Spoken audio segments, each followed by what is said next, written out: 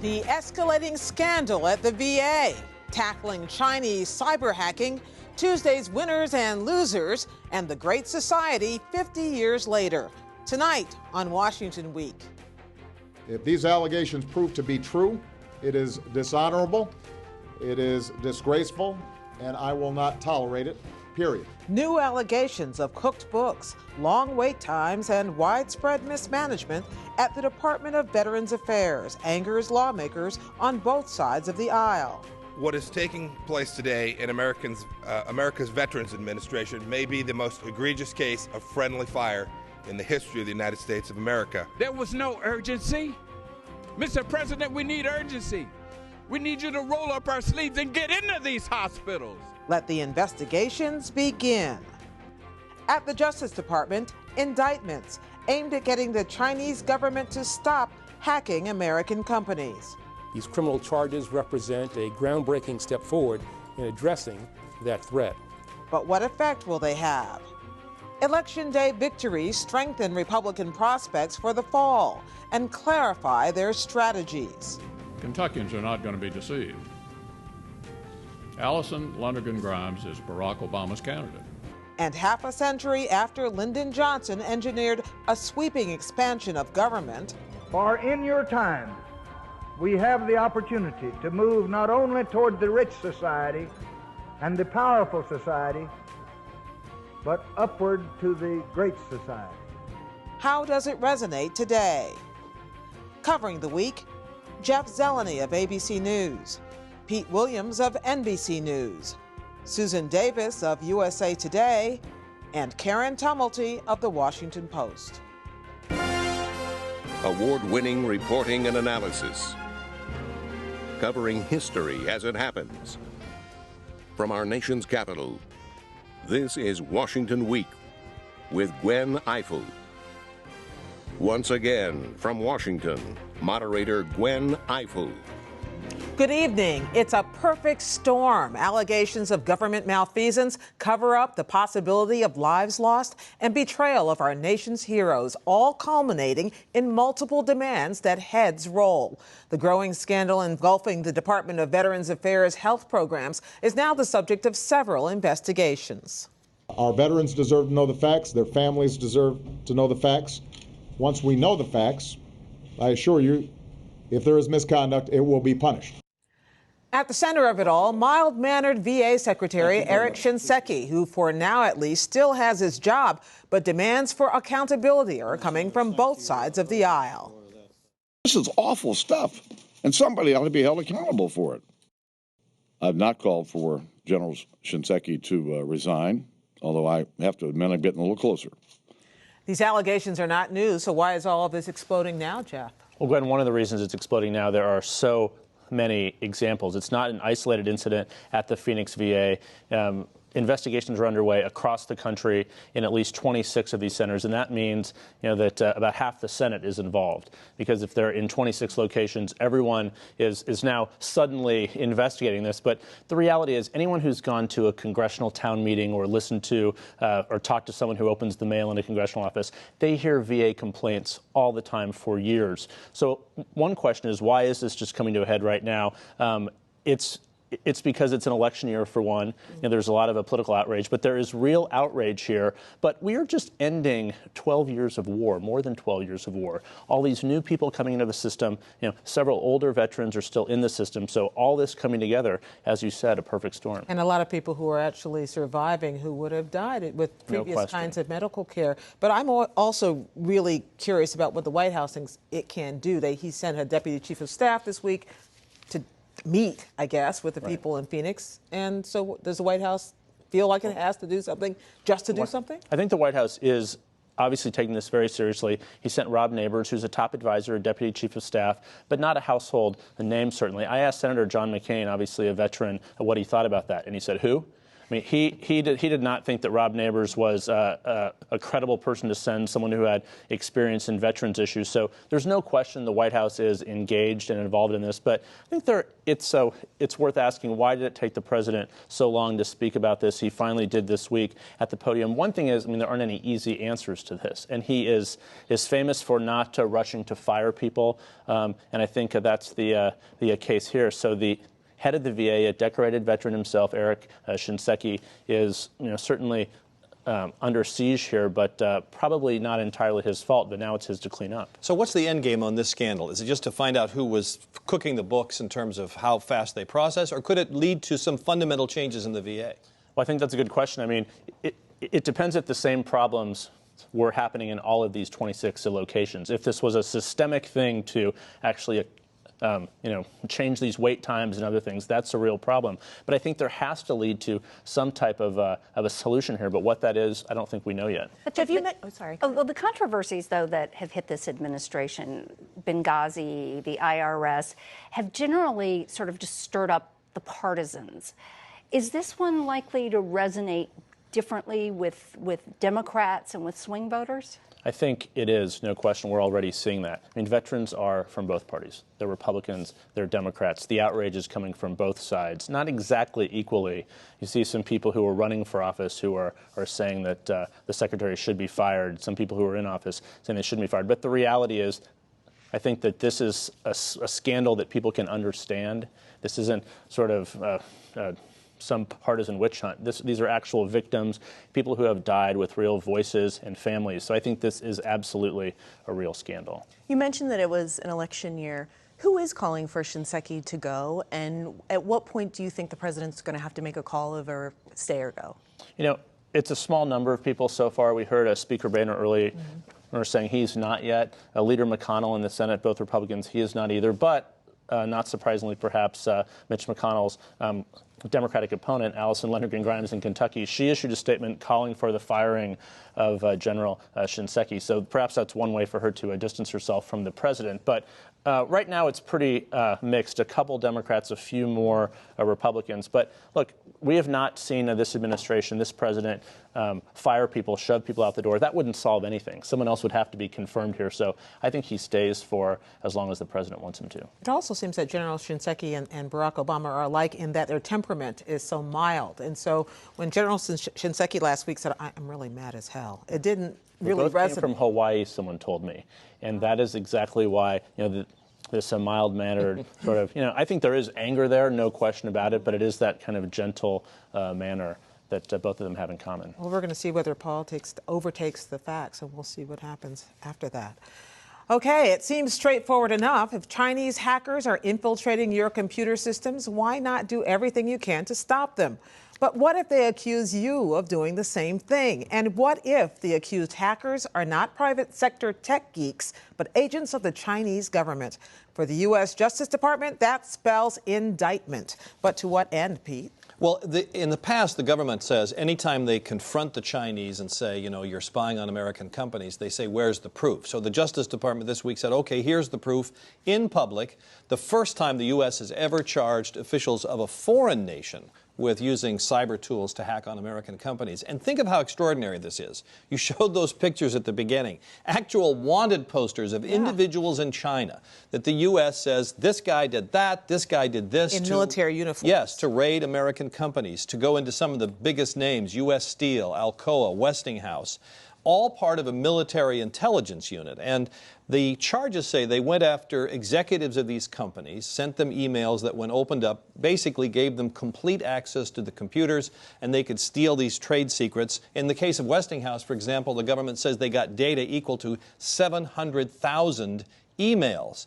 And the charges were possible because of the evolution in the ability of the U.S. to investigate these hack attacks. What I'm told by one official is that it got so good at one point that the investigators could sit at their cubicles here in the U.S. and watch the individual hackers actually entering keystrokes on their computers in China. And that's why the indictment is so specific with, dates and graphs and circles and arrows and times and dates on when people did specific things to these companies. But what does Justice Department say about whether we do the same sort of thing? Well, the U.S. says there's a big difference. Of course, the United States spies on foreign governments. We all do that, they say. And of course, it spies on things like trade missions. But what the United States says that it doesn't do is say, for example, on behalf of Boeing, spy on the French aerospace company Airbus in order to steal trade secrets to help Boeing. That we don't take orders from companies. Now, of course, in China, there's a difference because these are state-owned companies. The Chinese say it's no different. We're just spying on each other. The United States says it's a big difference. So what are the chances that this ever actually ends up in court? Somewhere around zero. Okay. That any of these 5 Chinese military people will be standing in a courtroom in western Pennsylvania, which is where the charges were filed because U.S. Steel is there, so many of these companies are there. But the government says, look, we have tried making nice. We have tried doing this diplomatically, quietly, you know, the little démarche letters back and forth. And so this is an effort. Every time that they get nowhere with that, they try to raise the temperature. And this is a way to say to the Chinese, we're watching very closely and we're going to keep doing this. And what's the reaction? What was the reaction in China by the Chinese officials? 2 things. First of all, utter denial in the strongest possible words, calling the charges completely false, asking the U.S. to withdraw them, saying they're completely fabricated, outlandish. And then more directly, the Chinese have withdrawn their participation in an upcoming summit in July on cybersecurity. So it's probably a temporary setback there, although the people who do these things say they expect the Chinese will come back and talk about it some more. What about the companies you mentioned? How have they responded to this, particularly as you said they have so many business interests in China? Yeah, and of course many of these companies were attacked by the Chinese at the time they were doing deals with the Chinese to do business in China. Westinghouse, for example, was building nuclear power plants in China, and the Chinese are getting the plans for the plants. So on the one hand, the companies realize that they want to continue doing business with the Chinese. They don't want to offend them. Secondly, I think some of the companies in general, not perhaps these, but companies in general are always a little embarrassed to have it disclosed that they were hacked into by something as simple as a phishing, phishing email, where you send an email that looks innocuous, someone opens it, and it launches malware that basically creates a backdoor. You know, I'm very curious about, I don't know if this ever gets discussed, but whether on a week when there are tensions in the South China Sea, when Vladimir Putin is in Shanghai cutting a deal on gas purchases, whether there's any concern that the timing of something like this is tied to all of that, U.S.-Beijing relations. I suspect that probably wasn't thought through in that level of detail. I know they were thinking about other cyber cases that they were doing the same day. There were 3 big things at the Justice Department all on the same day. This day, another computer thing, and then going after Credit Suisse. I think those were what they were thinking of. Yeah, okay. Well, thanks so much, Pete. This election year is not turning out at all as Democrats were hoping. Senate Minority Leader Mitch McConnell, once thought to be the top Republican most likely to fall to Tea Party challenge, did not. In fact, from Kentucky to Georgia, anti-establishment Republicans have been sidelined again and again. What did Tuesday tell us about the state of the race this year, especially for the fall, Sue? I think Tuesday reinforced a couple lessons that we see forming in 2014. One is that incumbents are way more prepared for these threats. They've been warned by the campaign operations. Recent history, 2010 and 2012, put them on notice that they can't take anything for granted. Mitch McConnell started preparing for this primary campaign 2 years ago. So nothing that happened on Tuesday was a surprise to him, and part of the reason why he won by 25 points. The second thing is some of the Tea Party candidates just weren't very good. And if you want to oust an incumbent, which is still very difficult, you really need a top-notch candidate, especially when they're not taking things for granted. And the third most important thing for the general election is this year, unlike 2012 and 2010, Democrats really can't count on Republicans winning their races for them by nominating candidates that are going to suffer in a general election. So there's no Christine O'Donnell, there's no Richard Murdoch, there's no Todd Akin. Instead, you have a Matt Bevin who was never, not only did he get beat by Mitch McConnell, but he got beat by a lot. By a lot. And in Georgia, there was a 7-way primary. We still have a runoff to get to in that. But the 2 that escaped the pack are 2 what you would, the most closely you'd associate with the establishment. I think the party would be happy to have either one of them. In Oregon, in a primary out there, the establishment favorite, Monica Webby, she was endorsed by Mitt Romney. She pulled over a Tea Party favorite. In Idaho and Pennsylvania, House Republicans who faced the only Tea Party challenges, they came through. So incumbents are in a good position. And particularly in the Senate, Republicans are seeing the lineups move to their favor, and that the general election is proving to be very competitive. Is Mitch McConnell really in trouble? Yes. He absolutely is. I think that, he did such a masterful job getting ahead in the primary, but the data is very clear that he's in trouble in the general. Alison Lonergan Grimes is his opponent. They have been neck and neck in almost every general election poll to date.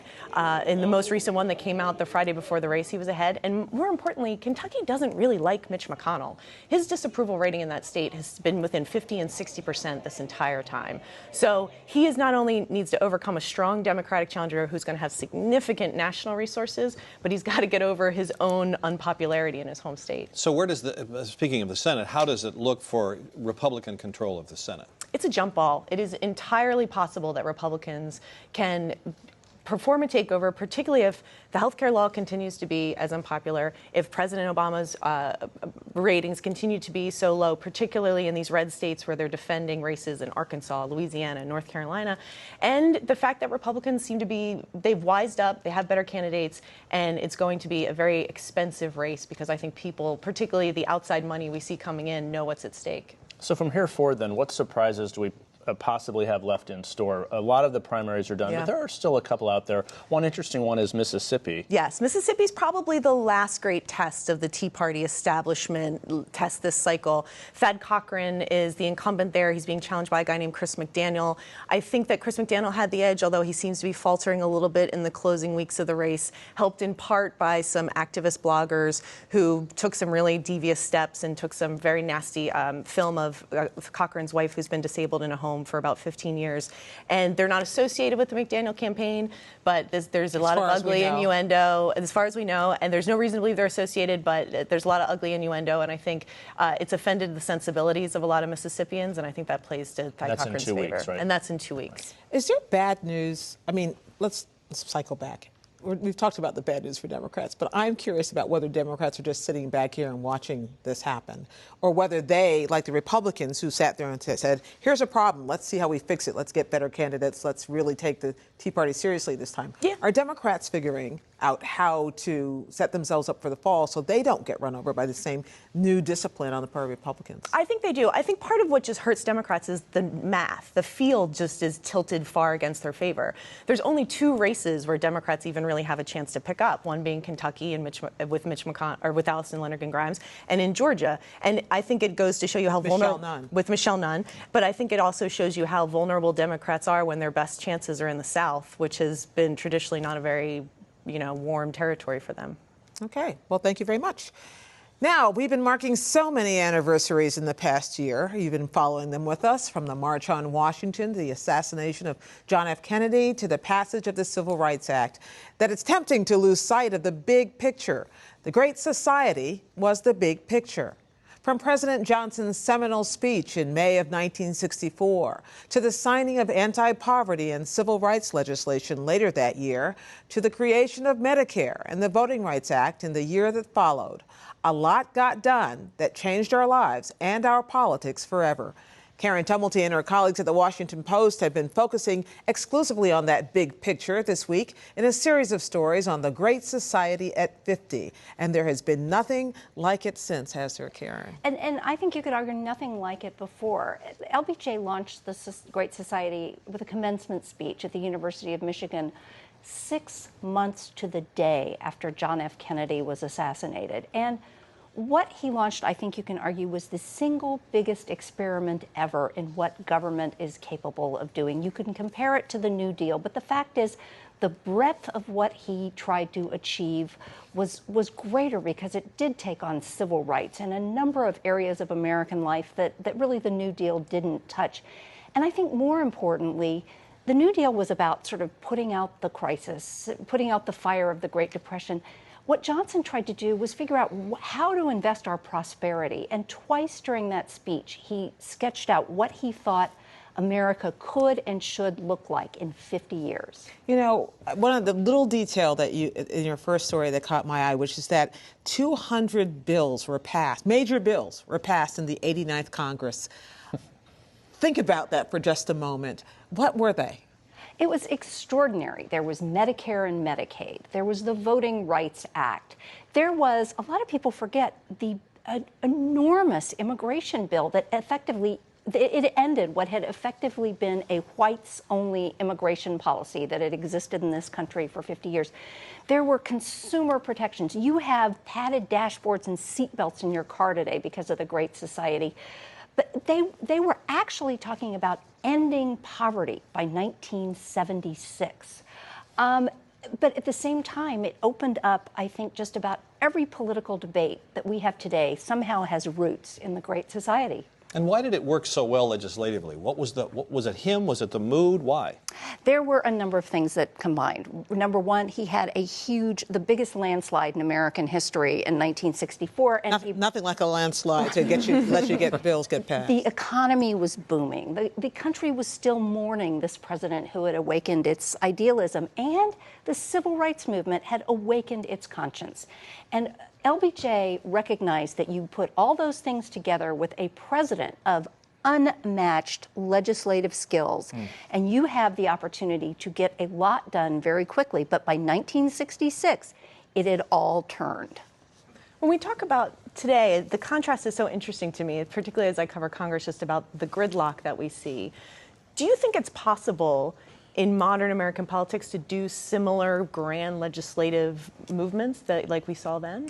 It is certainly not, I think, today. But and again, LBJ had huge Democratic majorities. But I also think that the Great Society, he was weakened by Vietnam, he was weakened by the backlash, and also the Great Society laid the premise for, I think, the Republican philosophy of today. It was the 1966 election that elected a movie actor, the governor of California. So does that mean it was a success or a failure? I mean, like, did it, these own objectives sort of create a rise of what we're seeing now today? Is that responsible? Well, obviously it failed in a lot of areas, especially eradicating poverty. But interestingly enough, some of its greatest successes were the things that were most controversial in that day, civil rights. I think both the left and the right will acknowledge today that these barriers were impossible to knock over except by government dictate. And this is something that only the federal government could do. It seems to me that there are in kind of enduring reverberations, not only in the things that you've mentioned, but also in the way that government functions. For instance, you pass something as huge as Medicare and Medicaid, you give people these kinds of entitlements, and they're hard to let them go. So when 50 years later we have a debate about health care, part of the pushback from Republicans was, we don't want to pass this because once you give people something, it's hard for them to give it up. Is it continuing to reverberate in other policy debates later? It's not, and it's not just the benefits. It's that around each of these programs, a big bureaucracy grows, and that bureaucracy often outlasts the politicians. I have another question about, but you guys just can jump in because I'm so curious about this story, but I find it interesting that part of the reason why LBJ was pushing this was he was saying the federal government should be the motivator, the operator. That is exactly the opposite of the conversation we're having now, where we're saying take it away from the federal government, send it to the states. In part because he didn't trust the states. In the middle of the civil rights movement, the states were the obstacles. But beyond that, states' rights being what it was and stopping civil rights. But they also shifted power from the legislative branch to the executive, from corporations to regulators, and a really big one was shifting power around the big city machines and giving it to local community organizers, including one of whom now sits in the White House. Can I ask a quick question? In looking through all the Great Society contributions and successes, was there one little thing that you said, oh, I didn't know that was part of the Great Society?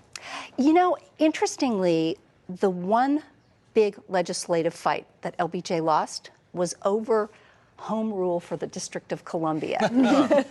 And we all live in Washington, D.C. now, and we think, oh, we still don't have a voting member of Congress, because that was the one thing that failed. And he pulled out all the stops, and he couldn't get it done.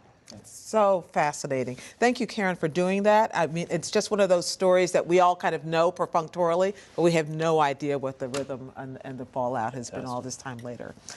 That's where you've been all these weeks. Thank you, everybody. The entire Washington Post Great Society series, you can find it on our website. That's also where you'll find our webcast extra, where we tackle all of the rest of the week's stories that we didn't get to hear. Shocking, but there was more, including what the House did this week to rein in the NSA. You can watch the webcast all week long at pbs.org/Washington Week. Also, keep up with daily developments with me and Judy Woodruff over at the PBS NewsHour, and we'll see you right here next week on Washington Week.